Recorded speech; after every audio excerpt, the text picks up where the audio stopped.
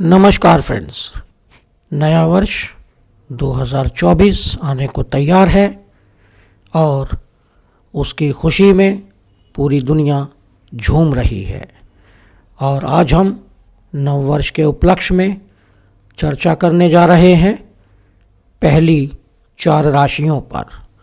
4 राशियां यानी मेष राशि, वृषभ राशि, मिथुन राशि और कर्क राशि। इन 4 राशियों का विश्लेषण आप देखें और जानें कि आने वाला वर्ष आपके जीवन में क्या लेकर आ रहा है।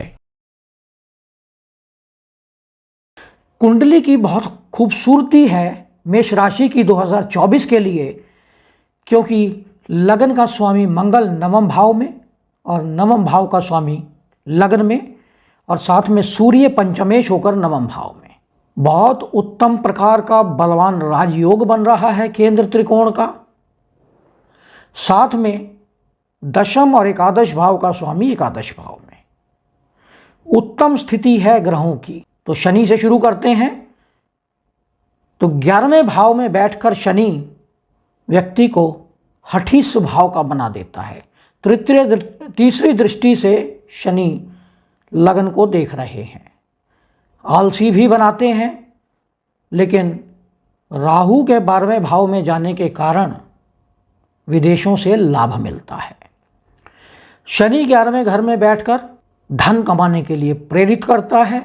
1 जुलाई को वक्री हो जाएंगे तो वह 10वें घर से भी रिजल्ट देने लगेंगे। आपके व्यवसाय में बदलाव कर सकते हैं, क्योंकि उस समय बृहस्पति भी आपके दशम भाव को देख रहे होंगे।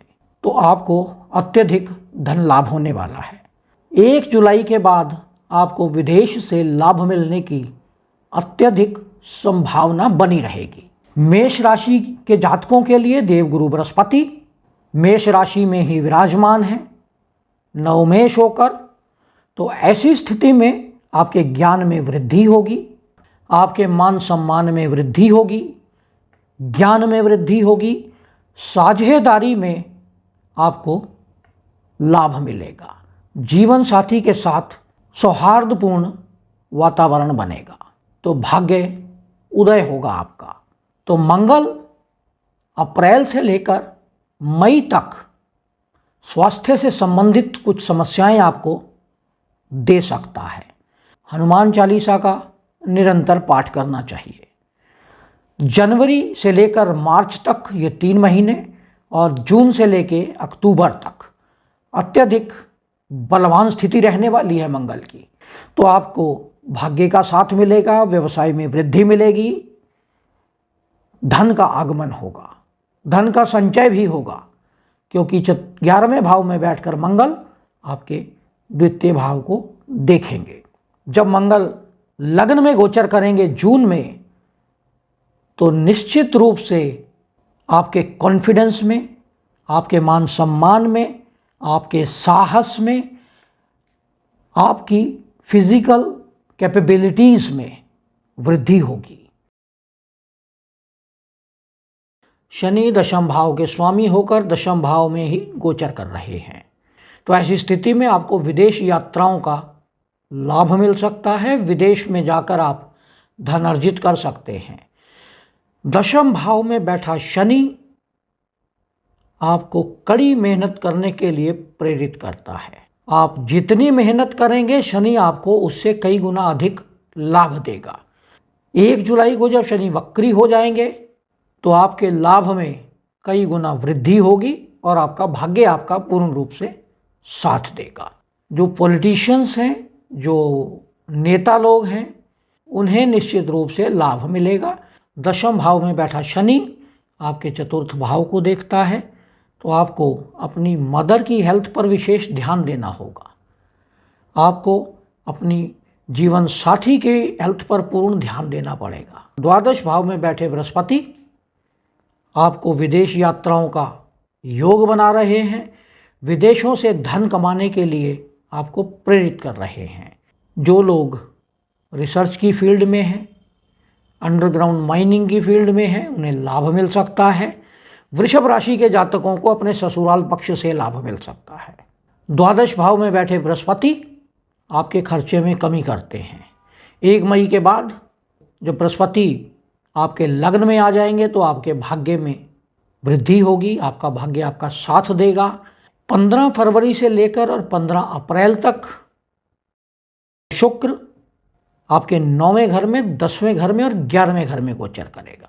15 फरवरी से लेकर 25 अप्रैल तक का समय आपके लिए बहुत उत्तम समय है। इस समय आप म्यूज़िक में, आर्ट में, सुख साधनों में, अपनी क्रिएटिव एक्टिविटी में वृद्धि कर सकते हैं। संतान पक्ष से आपको शुभ समाचार मिल सकते हैं।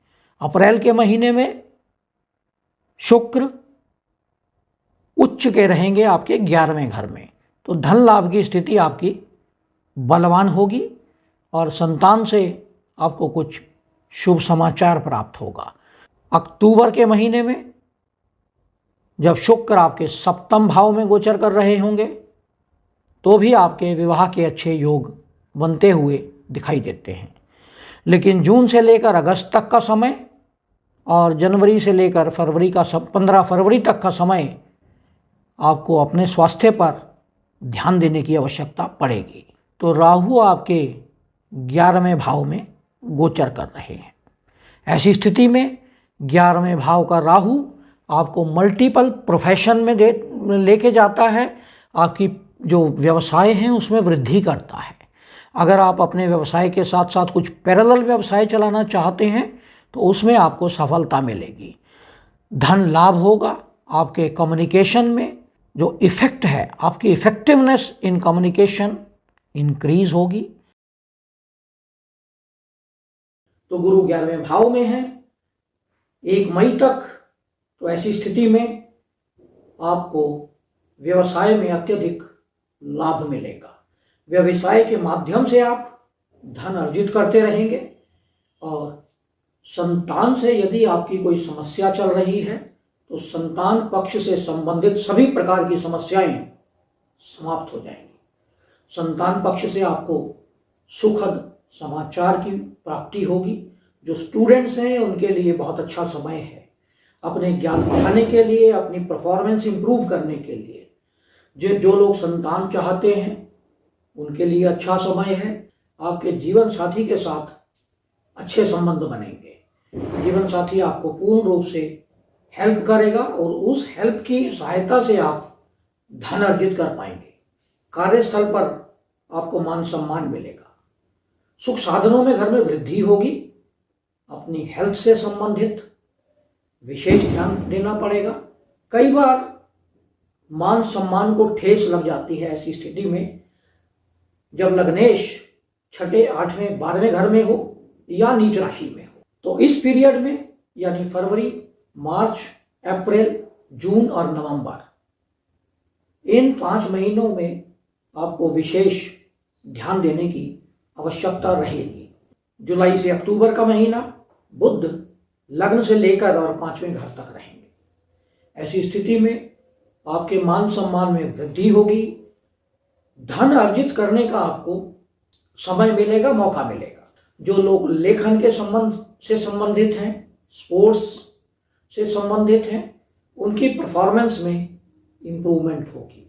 आपका भाग्य पूरा वर्ष आपका साथ देने वाला है। आप जो भी काम करना चाहते हैं, जो भी आपकी बची हुई इच्छाएं हैं, पिछले वर्ष यानी 2023 में जो आपके काम अधूरे रह गए थे वो काम आपके पूरे होंगे। आपके धार्मिक कृत्यों में रुचि बढ़ेगी। ससुराल पक्ष से आपको शनिदेव पूरा वर्ष लाभ देने वाले हैं।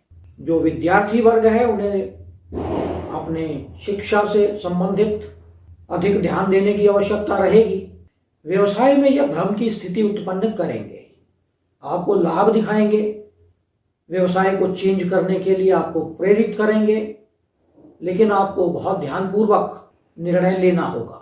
आपकी वाणी में कटुता होगी, वाणी में एग्रेसिवनेस होगी, जिसके कारण आपके कुटुंब में कुछ समस्या हो सकती है। राहु आपके पूरा वर्ष शत्रुओं का नाश करते रहेंगे, लेकिन साथ में आपको रोग से संबंधित भ्रम की स्थिति भी उत्पन्न होगी। रोग कोई होगा नहीं, लेकिन आपको लगेगा कि कुछ प्रॉब्लम हो गई है। आपको विदेश जाने का एक अच्छा योग बनता है आपका। जो लोग विदेश जाना चाहते हैं उनके लिए पॉजिटिव समय चल रहा है। यदि आपकी दशा फेवरेबल है और अगोचर आपका फेवरेबल है तो आप विदेश जा सकते हैं और धन अर्जित कर सकते हैं। मई तक व्यवसाय में अत्यधिक लाभ मिलने की संभावना बनी हुई है। जो लोग बिजनेस में हैं, इंपोर्ट एक्सपोर्ट का बिजनेस करते हैं, उन्हें अत्यधिक लाभ मिल सकता है। सुख साधनों में वृद्धि हो सकती है। भाग्य आपका पूर्ण रूप से साथ देगा। मान सम्मान में आपके वृद्धि होगी। ट्रैवल करने का मौका मिलेगा। व्यवसाय से संबंधित आप ट्रैवलिंग भी करेंगे। आपकी कम्युनिकेशन में, आपकी वाणी में, आपको दूसरों को बात करने के तरीके में आपका एक इंप्रेशन अलग होगा, वह अट्रैक्टिव होगा और लोग आपकी तरफ खींचे चले आएंगे। मई के बाद आपके छोटे भाइयों के साथ स्नेह संबंध प्रेम बढ़ेगा और छोटे भाइयों को भी अत्यधिक लाभ होगा। संतान से सुखद समाचार प्राप्त होंगे। यदि संतान की किसी प्रकार की हेल्थ के इश्यू चल रहे थे, आप संतान एक्सपेक्ट कर रहे हैं, तो आपको पॉजिटिव रिजल्ट मिलने की अच्छी संभावना बनी हुई है। जो लोग विद्यार्थी हैं उनके लिए अच्छा समय चल रहा है। विद्यार्थियों को स्कॉलरशिप मिल सकती है। वे अपनी परफॉर्मेंस में इंप्रूवमेंट कर सकते हैं। ऐसी स्थिति में आपके मान सम्मान में वृद्धि होगी, व्यवसाय में वृद्धि होगी, व्यवसाय में नए नए अवसर आपको प्राप्त होंगे। जो लोग गवर्नमेंट जॉब के अंदर हैं या आर्म्ड फोर्सेस में हैं या वर्दी वाली सर्विसेज में हैं, उन्हें विशेष लाभ मिल सकता है। अपने जीवन साथी के साथ मतभेद उत्पन्न हो सकते हैं। सुख साधनों में कमी हो सकती है। माता के स्वास्थ्य में समस्या आ सकती है। तो अक्टूबर से लेकर दिसंबर के महीने में आपको विशेष ध्यान देने की आवश्यकता होगी।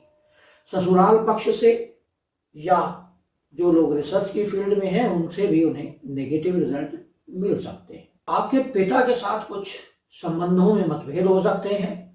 जो लोग ज्योतिष, तंत्र, मंत्र सिद्धि, अंडरग्राउंड रिसर्च, माइनिंग की फील्ड में काम कर रहे हैं, पेट्रोकेमिकल्स की फील्ड में काम कर रहे हैं या खदानों में काम करते हैं, मिनरल्स की खदानों में काम करते हैं, उन्हें लाभ मिल सकता है। धन कमाने के लिए एक बहुत अच्छा मौका है। 1 जुलाई से लेकर और 13 नवंबर तक आपको अपनी जॉब बदलने का चांस मिल सकता है। जॉब बदलने के कुछ योग बन सकते हैं। जीवन साथी की हेल्थ में प्रॉब्लम आ सकती है। कॉन्फिडेंस आपका कमजोर पड़ सकता है। साथ में सुख साधनों में भी कमी आ सकती है। आप में एक भ्रम की स्थिति उत्पन्न होगी। धर्म है या नहीं है, धर्म को माने या ना माने, आप अपने ही जो विचार है उसी में आपको भ्रम उत्पन्न होता हुआ दिखाई देगा। यात्रा से आपको लाभ हो सकता है। यात्रा के योग बनेंगे। लंबी यात्राओं पर आप जा सकते हैं। यदि स्टूडेंट्स हैं तो उनके ध्यान भ्रमित हो सकता है, ध्यान भटक सकता है। तो विद्यार्थियों को चाहिए कि वो अपनी पढ़ाई में अधिक मन लगाएं। स्पोर्ट्स के मामले में जो स्पोर्ट्स पर्सन हैं उन्हें अत्यधिक लाभ मिल सकता है, सक्सेस मिल सकती है।